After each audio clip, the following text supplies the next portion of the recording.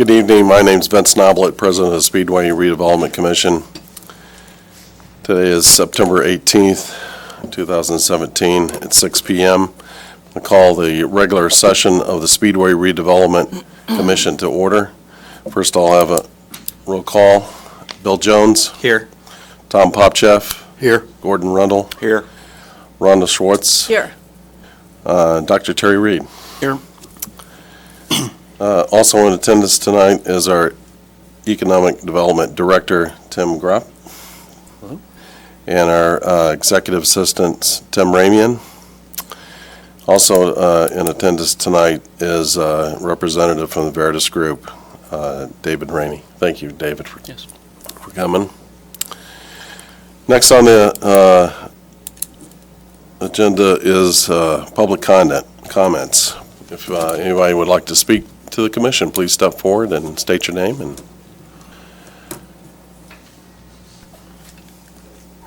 hi, Bev. Hi, I'm Beverly Catter-Henry with Speedway Trails. I have a letter I'll give each of you. We're making an official request for dirt. Any dirt that you have anywhere, we'd like to put it along our trail. We have enough money to lay the asphalt, but we didn't have enough money to put the support on each side of the trail. So hopefully next May we'll have enough money to put that support. But if you have any dirt, we want it. If you know of any free dirt around that could be put that down, we want officially to everybody to know that we need your dirt. Do you have the trucks to haul it? Or do you, Well, we're and to load it? hopefully by the end of May next year, we'll have enough for the hauling and the loading and the hauling, and then also for the asphalt. Do you know how many loads you'll need? No. I've got to get quotes, and that's what I'm supposed to start on this week, getting quotes on what it'll take to fill in the dirt that we need.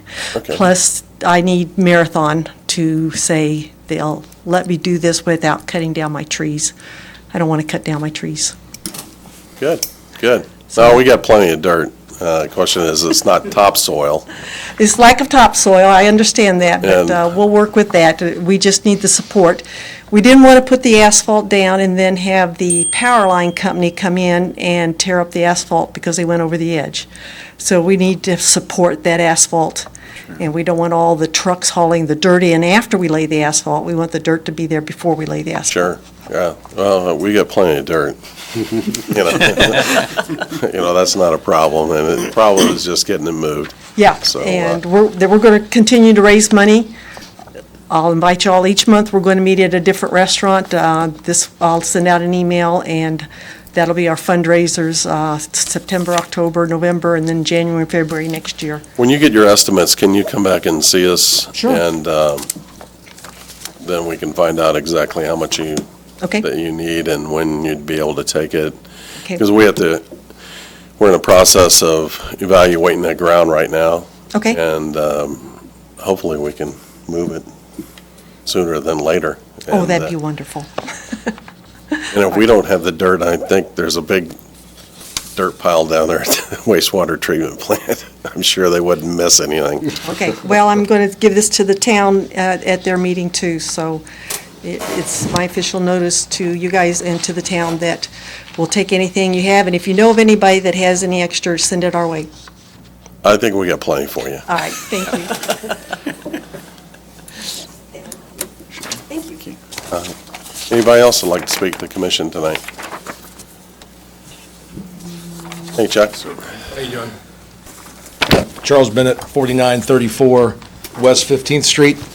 Just here to quickly talk on two items. One, I came before the commission about 6 months ago, and then went before the town council too, and I had some questions that I'd been asking about certain properties that you'd purchased.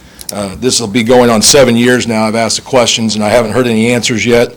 I know Tim did reach out to me, and we talked about trying to get together, but I had not heard anything about, in particular, purchasing properties and the property at 4918 West 14th Street. And I asked what was the source or funding to be utilized for the acquisition and demolition of that property. If the money's used to purchase and or demolish the property are from the TIF district, is this property included within the TIF boundary? If it's not, can TIF monies be used outside the TIF district? And then Obviously, that's going to be proposed parking, well, it's parking now, so I know we lost $78,000 on that property, so I just was curious about that. And then the other thing, too, after attending the variance hearing, because I live extremely close to that property and parking lots going into the neighborhood, in the staff report that was issued with that recommendation that they would grant the parking, they also noted that staff would not, or would note that further commercial encroachment into the residential area would not be supported. So I'm just hoping that we don't plan on buying more properties and then encroaching further. Now, the staff, I guess, recommendation really doesn't matter because oftentimes our zoning board's gone against that, which is certainly their, I guess they can do Right. that. So, but, so I just wanted to So make your sure that- question, well, I want to clearly understand your question on the property on the 4918. You said that you talked to Tim about it? I had not, I had not. No, we're trying to find a time that we can both meet just to kind of talk and. Okay, so you want to understand if TIF monies were used to purchase the property, Yes. that we are authorized to do that, is that what you're asking? Well, if the property's outside the TIF district, can you use TIF money? If it's adjacent to, correct, yes. It's adjacent to? Okay. If the improvement serves the district, in this case, additional parking to alleviate parking issues would serve the district if it's not outside. There's also two parts of a TIF. There's an allocation area and an Right. economic development area. The allocation area is where you collect the money, and then the economic development area is where you can spend the money throughout So the town. technically, just be the properties that would touch the district, or could it be 3 houses down from that? It really, unless it was all Is it adjoining? correct? adjoining, yeah, if it was adjoining, it really needs to touch the district, so those ones That along was the separated at the alley. time by the alley? Well, the alley would be part of that, yeah, because it still serves the project. Okay, okay. That's one, Yeah. so, okay, well, I appreciate that. Yeah, but feel free to, like I said. And I know I owe you an email back, so Oh, that's fine. I'll work on No, that. No worries, I understand, so, So- thank you. Anybody else? No further questions, I'll move on. Next on the agenda is consent of executive session minutes on September 7th, 2017, and September 15th, 2017. These minutes have been previously distributed to the commission. If there's no changes or corrections, I'll approve them as submitted.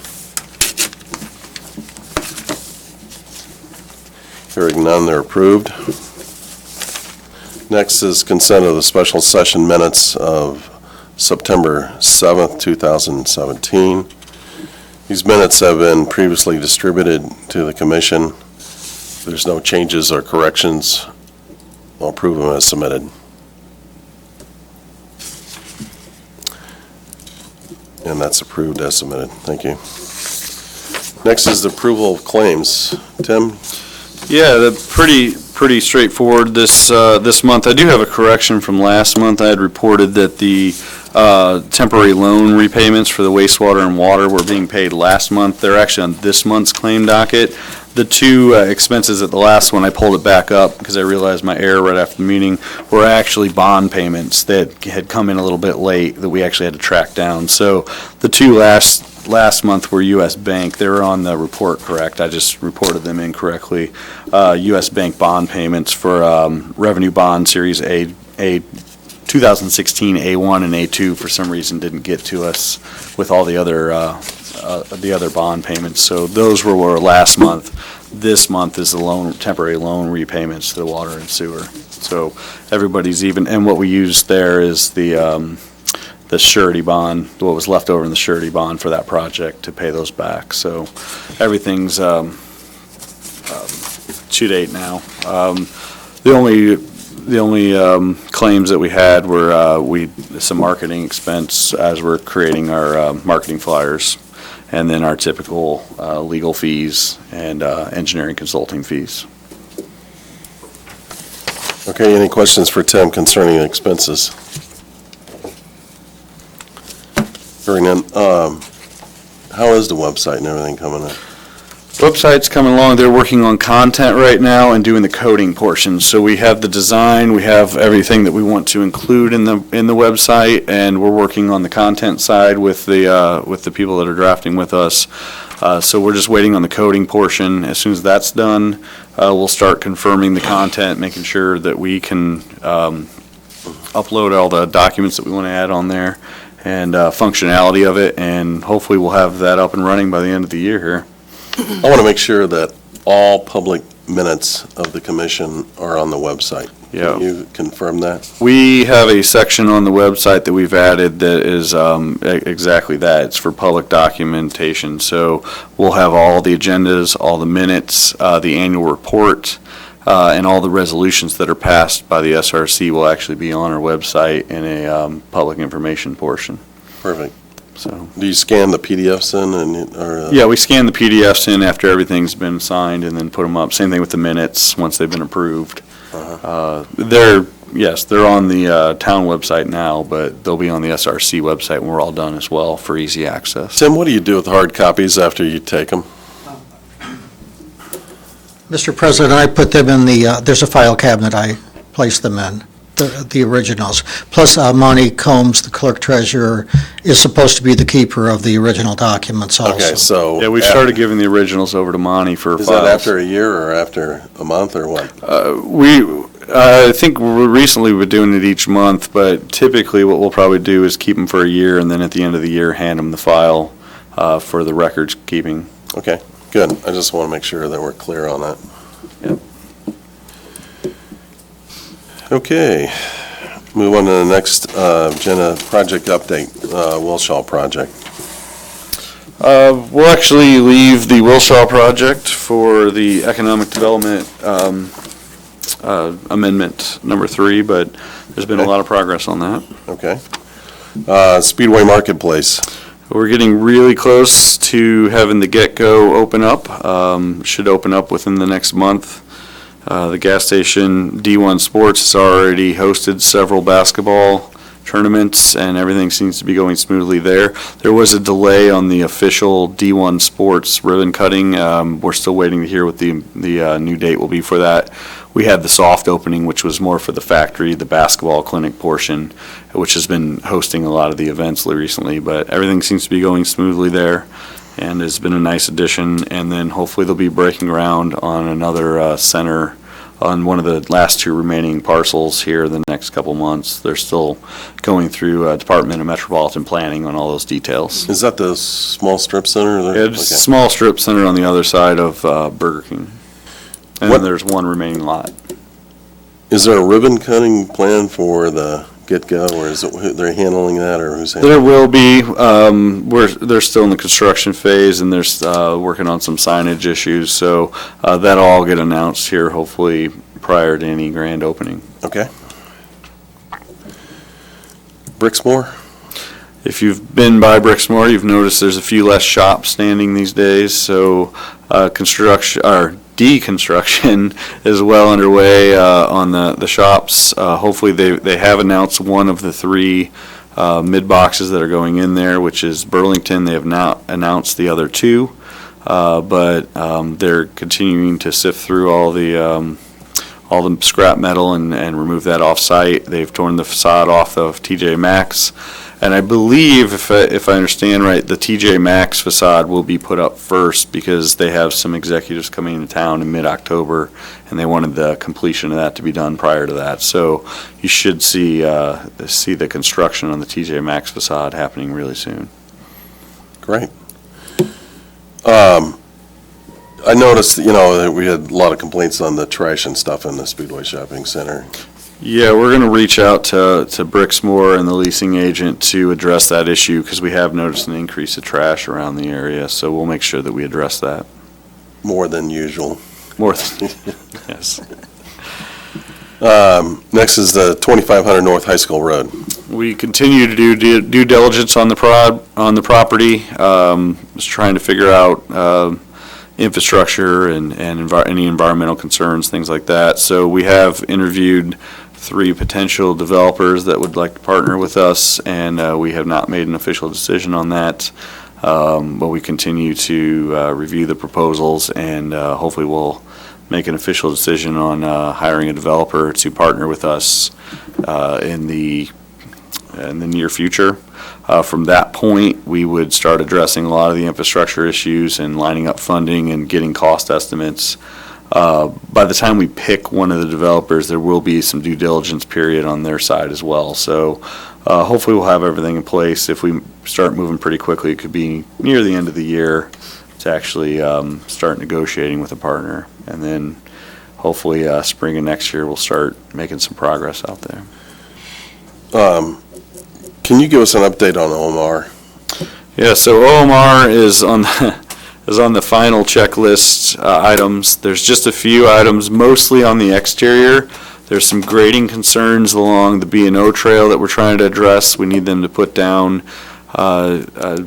some straw to make sure that it doesn't wash into the Marathon pipeline portion of that. We did work with them to move some all the trees that were supposed to be on site are on site, just not necessarily in the place they were originally going to be as a compromise. They continue to have a pile of dirt on the expansion, what would be their expansion side of the project, that has caused some drainage issues, so we're having them address that as well. They did put some seed down on that side, but it has been so dry that it didn't really do anything. So we're just trying to address the side that has not been built on. Interior, there's just a few, there's an ADA restroom issue and some other things. So they're pushing for a temporary approval to move forward, but we're really trying to get them to full occupancy before we can sign off on everything via the EDA. So there's a little bit of disagreement between between OMR and their contractor that we're trying to work through. We anticipate that could be completed any time here. Do they need a place to move the dirt? Yeah, We might be able to tell them where they we could probably tell them to move in some a dirt. nice way where they go. Okay, So, good. Director's report. sure. Just a couple things to note. The Ford and Main lot next to Yogo Latte is now open and functioning well. We were able to add several spots in that lot by reconfiguring it, making a one-way path through there. We do have some planters on order to kind of spruce it up a little bit because it is just a lot. So we're adding some of the downtown planters. They won't be the Speedway branded planters, but they'll look similar to them, so they'll blend in. And those have been ordered. In addition, we have signed an agreement with the town and the owners at 1032 Main Street, which is the Yogo Latte building. They have a curb cut there that hasn't been utilized, so we had asked them to allow us to close that off and then restripe in front of it to add about 4 additional parking spots on Main Street. Again, parking's always at a premium, so anywhere that we can add spots, we'd like to do that. We came up with a compromise not to permanently close it off, but to put a couple planters there to stop any traffic that might go up there, and then restripe that. And then in the event that the building either sold to a new party or that they filed permits to add on or reconfigure, that they had the right to have us remove those planters and restripe it back to what it is now. But the way it's configured right now, it's really just blocked off and doesn't allow for any parking there. So this is going to allow us to add additional spots in front of that building for Main Street, which will help everybody in that area. We continue to address TIF information. So once we got our draw in June, we've received the parcels and looked at the bases from 17 to 18, as well as any increment increases or decreases.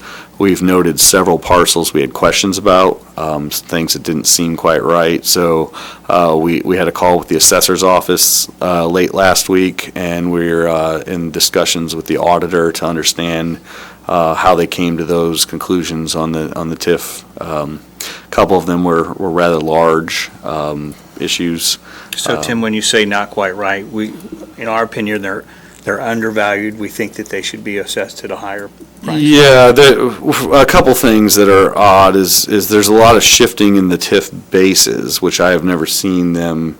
There are adjustments every year through what's called TIF neutralization, and there's also trending adjustments, because in a TIF, you're only supposed to actually capture the true increased assessed value, not what's you'd call fake increased assessed value just by market trends. So you do what's called a TIF neutralization every year to account for that, and there's then a factor that you put towards all your parcels in your TIF to adjust for that, whatever that factor number would be. So we've requested to understand how they came to the factor they did for us this year. Policy Analytics does the TIF neutralization for all the communities in Marion County. So this being my first year, I just haven't sat down with them to understand how they do TIF neutralization, to understand their factor that they adjusted. And then what Marion County does is they actually adjust the bases on that factor, and they shift it from instead of doing it to every single parcel, they shift it to the larger parcels. Well, that adjusts your increment capture pretty significantly. So I want to understand their process.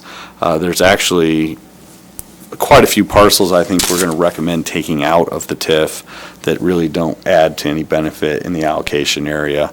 We'll still leave them in to the economic development area, but as far as the allocation area, it's really not playing a factor into anything. So we're evaluating all the parcels.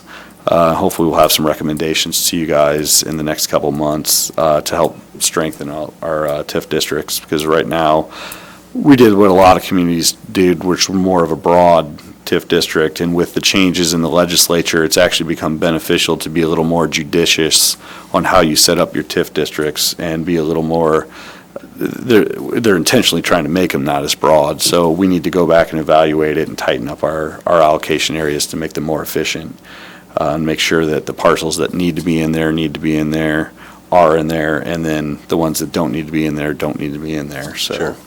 Release that back to the general. So we're evaluating all that. We're going to call the auditor's office. We're going to meet with Policy Analytics and just get a better understanding of what our district's doing. A lot of our questions were in the personal property collections, which are affected. That's all independently submitted by the companies, so we don't get access to see those returns. We just take their word for it, and there were some pretty significant variance this year that we want to understand. Okay, good. That's it. Okay, next is Resolution 2017-8, Third Amendment to the Economic Development Agreement. You want to give us an overview of that? Sure. So a week ago, we passed Amendment Number 2 to the Economic Development Agreement with Wilshaw LLC, which is the development at the corner of 16th and Main. That allowed us 10 days to get to the point we are now. The original EDA expired September 11th, so that allowed us to push it out to September 21st. While we were working on this Third Amendment, which really is the changes to the EDA, a lot of factors came into why this needed to be expanded and why we made these changes. There were issues with IDEM, there was floodplain issues, there were some environmental issues that came up that we had to address. We're still waiting on some documents from Praxair. They have them, they've talked back to us, or they've come back to us with some comments, and we're just finishing that out with some easements and utility relocates that we have to do with them, since this was former Praxair. So we've waited on a lot of that, and while doing that, we were able to open up the EDA, and they've been able to look at their layouts and their configurations. Wilshaw Hotel LLC, which is obviously the hotel side, has had numerous conversations with Hilton, and they've been able to tweak the hotel into what works for both sides better. So this EDA reflects all those changes, as well as allowed us the opportunity to tighten up the EDA in the town's favor to give us a few other protections moving forward. So I'll give you a couple of the main points of the EDA. Probably the biggest one is the bond portion. So the original bond and the EDC that met right before this was a signer as well due to the bond issue, was a traditional economic development bond. So whatever you size the bond at based on the project, you take out the bond, and you're kind of on the hook at that point for the entire bond. Because this really is several smaller projects put together as one project, you have the apartment side, which is 2 buildings, then you have the hotel side, and then all the infrastructure parking portion, which will tie more to the apartment side. We came up with a solution to look into what's called a draw bond. A draw bond, you got to find a bank that's willing to do it, first of all, because it's really more bank financing, but they actually support the bond, and then you actually break the bond into different portions based on the different development spots. So you have a portion that's for the infrastructure parking, a portion that's for the apartment side, and a portion that's for the hotel costs that are associated with the project. But you don't draw those until the requirements for that portion have happened. So in this case, because there's a difference in timing, so the apartments and the infrastructure are going to go first, and the hotel will be 3 or 4 months after that, just due to some different requirements in the building, and it was always anticipated to go that way.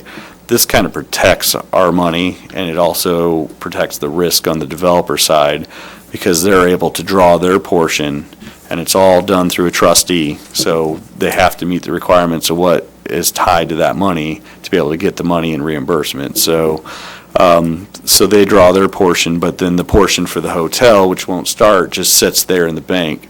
If something, worst case scenario, happened and the hotel didn't go forward, or one of the apartment buildings or whatever, that money could just go back and your bond's reduced by that amount, so the coverage equals the same as well. So it's a way to be able to do a complex project by this in steps and protects both the taxpayers, because the bond's not being all drawn at once, but also the risk liability on the developer side, because they're only on the hook for what's getting built in real time. So this amendment allows for that change, because the original documents were focused on a traditional economic development bond. The key to this was finding a bank that was interested in doing that, and they were able to find a couple that had interest in doing it. So in reality, when this bond gets taken out, instead of it going on the market and having to market it and do all that, we were able to have a bank finance it, which will set the interest rate. And they'll also, from a town perspective, because I know there's a lot of concern about how big the bond is, the bank's probably going to be a little more conservative than even we would be based on their loan requirements. So I feel confident by having this third party come in, being the bank, that the bond will be sized right and that the coverages will be correct on it. So that was a significant change. Some of the other amendment language, there is a change in the parking, but it also is reflected based on a change in the size of the hotel. So the amendment language allows for us to not be required to do a second level parking platform, if you will. They were able to reconfigure, and the big change here is hotel rooms. So the original concept had for a 150-room hotel. It's now slated to be a 126-room hotel, which both the developer and Hilton Corp are more comfortable with, so 24 less rooms. By doing that actually solves a lot of issues with the project. We had some issues with encroachment on the easement. That is now going to be taken care of, because essentially it'll lop off the eastern side of the hotel. It'll still be a 5-story hotel, and this is more in line with what the original concept was going to be as well. So what that does is we go with the parking platform. It was estimated that we'd have 232 parking spots on site, with 50 of those being dedicated to the public. With the amendment, it indicates it'll be 214 parking spots, but 55 dedicated to the public. So we actually gain 5 public spots. There's 18 less spots overall, but again, with 24 less hotel rooms. So we actually gain parking and eliminate the cost of having to build a platform, which also created problems with turning radiuses, with garbage collection, with fire truck turning radiuses, with easements. So this clears up a whole lot of issues and really does not affect the parking ratios at all on the project. And it should also be noted that while this meets zoning requirement on the site, none of these numbers include the triangle lot that is also going to be a part of this project for overflow parking, as well as the parking across Crawfordsville Road near Gate 1 on the parcels that we own that will also be developed into both overflow parking but also public access parking for events in Main Street. So in the end, this actually allows us to design the parking to meet the needs of the project in the most efficient manner. Yeah, it'll be interesting to see how that works out. I think that with that triangle lot there, it'd be perfect for valet parking. Yep. And for a lot of events that would be taking place within that facility. Also, that, just from the size of the infrastructure, the sewer that went through there, we didn't actually lop off the whole east end or the Yeah. north end. Yeah. We moved it back like a couple rooms, right, and all the way up. Moved it back and then also twisted the hotel. It was more of a J shape and now it's more of an L shape, which actually opens up some green space on the front side of the hotel where there's a little bit more room. You're not right on the sidewalk now. So I actually think this is a much better configuration. So a couple other highlights as well. Probably a big win on the SRC side is they have agreed to buy the property as is, which means that they're going to take over the costs of relocation of the infrastructure. So the IPL overhead and lines that are going to get buried, the water line that needs to be moved for Praxair, and the cable line, we're still required to install a couple of testing wells that we closed out that were in the way, if still needed by Praxair. But this allows us to open up some cash that we didn't previously have to pay for any additional expenses, as well as help fulfill our requirements for our parking lot across the street. You met with IPL, right? Yeah, we met with IPL last Wednesday on site. So there's 3 high-tension lines that is going to go in? There's a dual main line that will be buried in concrete, I don't know, I call them caverns, but underground. Right, vaults like. Vaults, thank Yeah. you. 2 main lines. So you'll actually see it'll start where the triangle lot is. There's a pole there today. They'll put a second pole up because you can't bury the 2 transmission lines in the same vault.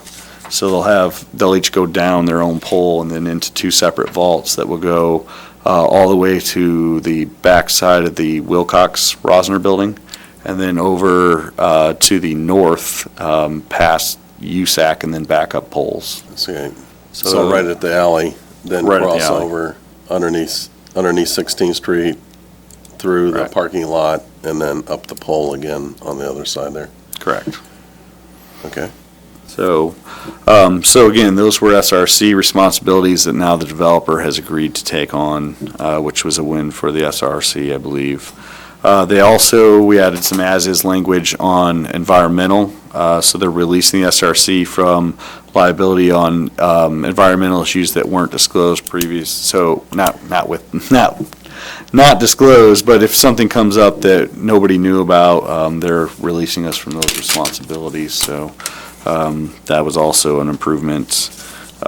We have the right, as I mentioned, the franchise agreement has been signed with Hilton by the developer. We're just waiting for it to get back from Hilton, so it needs about 10 signatures or reviews within Hilton. So we feel good about that as well.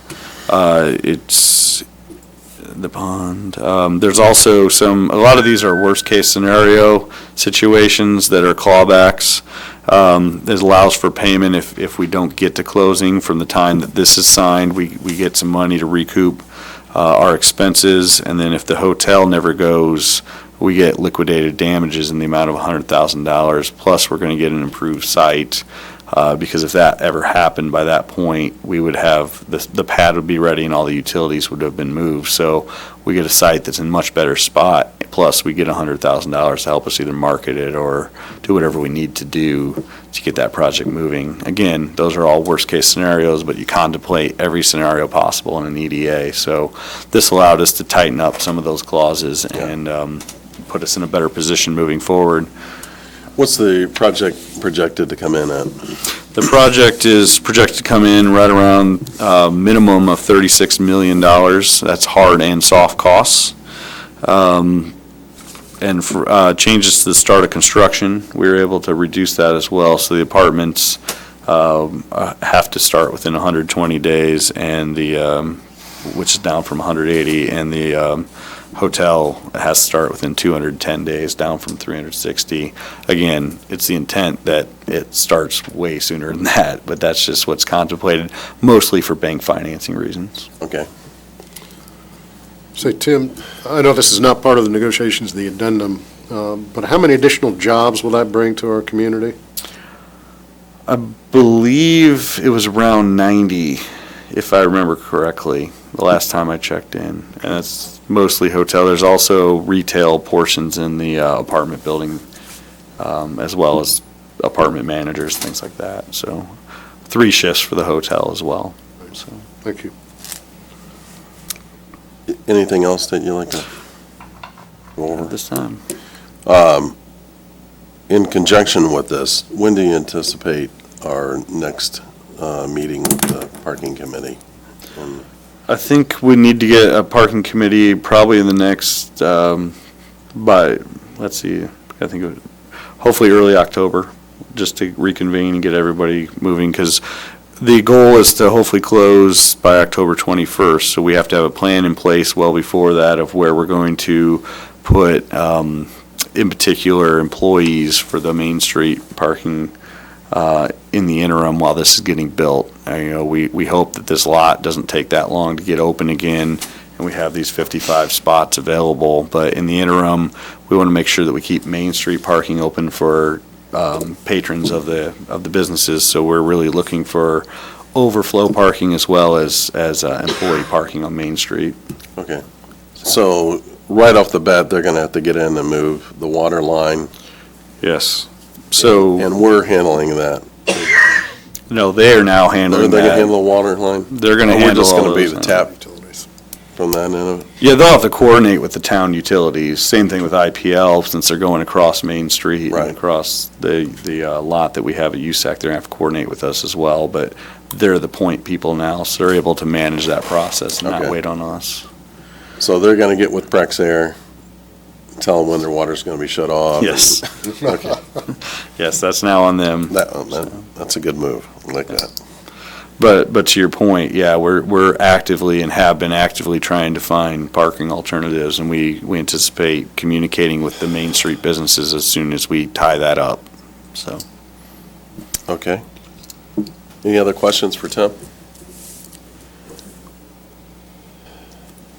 Mr. President, hearing no further questions, I would like to move that the Speedway Redevelopment Commission accept Resolution 2017-08, which authorizes the acceptance of the Third Amendment to the Economic Development Agreement. I'll second that motion. And before we go on, just for the people in the audience, if you all remember, we didn't get here like overnight. To review backwards, the RFP for this project was let out to the public in 2015. There was a lengthy process to evaluate all of the people that submitted proposals, and Wilshaw LLC was selected based on not just the fact that it was what we saw as a vibrant company, but their ideas were a little bit outside the standard, let's build apartment buildings with retail underneath. We really like the fact that they talked about office space and hotel space, and we thought that that building or those buildings at that project would really enhance what's happening on Main Street. There are a lot of jobs that Mr. Popcheff talked about, 90 jobs. It will add hundreds of people that will have access to Main Street businesses every day. And at one of our meetings, I think I gave a statistic, but that's more than $1 million of economic money that will be spent on Main Street every year. We've had countless public meetings. We've listened to the public comments. And I really do think that we took the public's comments to heart. We've added parking spaces. We've scaled down what would have been our investment in the parking garage. And I think that the scale of the project is probably more appropriate. Tim talked a little bit about some green space and things like that I think will enhance the project in the long term. Again, this is a $36 million project. It will be a really nice place to see, be, go to, and will do nothing but enhance the already great image that Main Street and Speedway has. So with that, then I would second the motion. Okay, I got a motion and a second. Is there any discussion on the motion as presented? No. Hearing none, I'm going to call for a vote. All those in favor? Aye. Aye. Aye. Aye. All those opposed? Motion carries 5-0. Next on the agenda is new business. We're going to open up RFP responses for the 2828 North High School Road. Yes, so we put out an RFP for reuse of the building at 2828 North High School Road, approximately 9,189 square feet. Proposals were due back by noon on Friday, and we did not receive any. So how we did notify it, we have all the proof of publication for the 7 days apart. So everything was done properly. We did not receive any responses. So what the process will be is we have a 30-day wait period now, and then after that 30 days, we're able to negotiate with anybody we choose at that time. How many people did you show that to? I showed it to quite a few, actually. Oh, that's Probably shocking. 4 or 5 different people. We had gotten quotes to actually knock the building down because I believe the property is probably worth more than the building at this point with its condition. And then all of a sudden, as we were looking to do that, we got a lot of interest in the building, which is the reason we pulled the trigger to go ahead and see what ideas we get. So, and then we did not receive any RFPs, but we did show it to quite a few. I think there's still interest out there. I just think they're still wrapping their heads around what they could do there and what might work best there. So I anticipate still being contacted on it. We didn't get anything for the RFP period. Okay. Well, keep us abreast of what shows up. Yeah, and we are not able to do anything for at least 30 days. And we have right now the property is completely secured. We boarded up any open areas. Yeah, we were having some issues with windows being knocked out, and so we boarded up all the windows and everything's locked down there. So we haven't had any issues since that time. Okay, good. Okay. Any old business to come before the commission? Nothing at this time. Okay. Is there anything, I'll put it at the commission, any comments or anything that you guys would like to? Well, Mr. President, I just want to thank our Executive Development Director, Tim Gropp, on his hard work and his orientation to the new role. I think he's brought a high level of expertise to the commission. He is transparent. He's established some good relationships with many in the community, and it's just good to have you with us, Tim. Thank you very much. You're welcome. Great, I'll second that. Okay, anything else? If not, it is 6:45. We got different times everywhere. 6:43. I'll call this meeting is adjourned.